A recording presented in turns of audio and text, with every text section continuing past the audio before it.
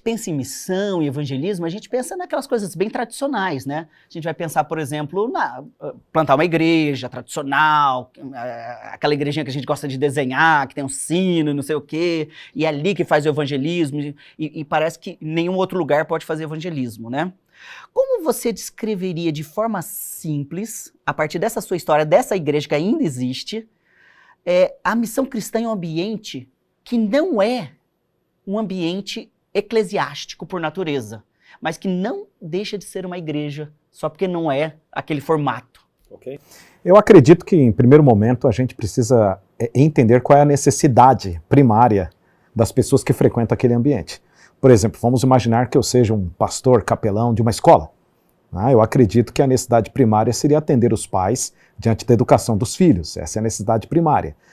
No meu caso, como nós estávamos no hospital adventista, então a necessidade primária das pessoas que frequentam o hospital é a esperança, é aliviar a dor, é falar sobre cura, sobre saúde.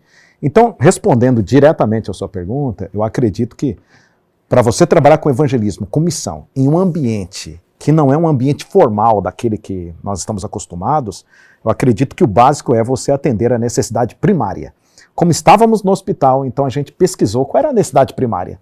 Era justamente atender a dor, falar sobre esperança, falar sobre cura para as pessoas que frequentavam ali. Basicamente não é mudar o evangelho, não é mudar o que está na Bíblia, mas é perguntar o seguinte: como que este evangelho eterno responde às necessidades dessas pessoas aqui? Exato. E a partir dali você conseguiu construir uma igreja. Exatamente.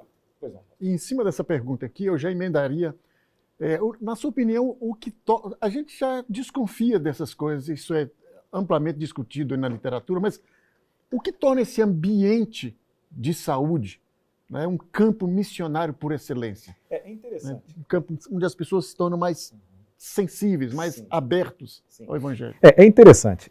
No momento da dor, a pessoa ela começa a voltar os olhos para cima, independente de que denominação, religião, ou se a pessoa não tem religião alguma. Eu fui capelão durante 6 anos.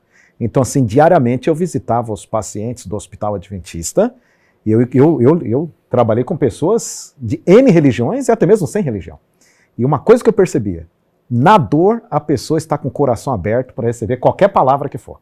Porque ela precisa ser visitada, ela precisa ser ouvida, ela precisa ser atendida. E a gente percebeu que, por exemplo, aos sábados, nós fazíamos como se fosse 1 hora de culto ali no auditório do hospital, mas a gente percebeu que não ia muita gente, apenas os funcionários ali do hospital. Falei, está faltando alguma coisa. Está faltando alguma coisa aqui. Como é que a gente pode atrair os pacientes e os demais funcionários aqui para algum programa evangelístico dentro do auditório? Acompanhantes também, né? É lógico, né? Aí eu percebi que era uma questão de abordagem. Porque às vezes a gente usa uma abordagem um tanto meio clássica, assim, com nossos jargões, nossas formalidades. Então percebi que a gente teria que criar talvez um ambiente que falasse no linguajar dos pacientes do hospital. Uma mensagem que tratasse daquilo que eles estariam precisando. E aí nós criamos, então, desenhamos um projeto para atender a classe do hospital. Não somente os pacientes, mas os seus acompanhantes e também todo o pessoal que tinha o plano de saúde do hospital. E como foi esse projeto? Assim, explica pra gente rapidamente, assim, como que você criou ele? Ótima pergunta. Veja só, inicialmente o nosso interesse não era criar uma igreja dentro do hospital. Isso é interessante.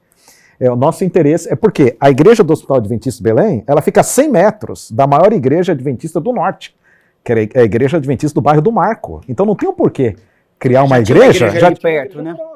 Inclusive a igreja adventista do bairro do Marco, tradicionalmente falando, era a igreja daqueles que vão para o hospital, dos funcionários do hospital. Então por que criar uma igreja dentro do hospital? Então nosso objetivo primário é que ali fosse um ponto evangelístico, como se fosse uma tenda evangelística, certo? E as pessoas conhecessem a mensagem primariamente ali e depois nós encaminharíamos para a igreja mais próxima. Então essa era a ideia. Então inicialmente nós criamos um projeto evangelístico. A ideia seria fazer como se fosse um culto evangelístico, um programa evangelístico no período da tarde. E ali, no sábado à tarde. E ali a gente trabalharia temas evangelísticos.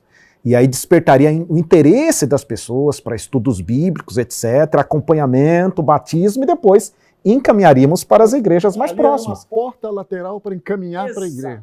Isso seria. Então nós começamos a fazer isso, só que o que aconteceu?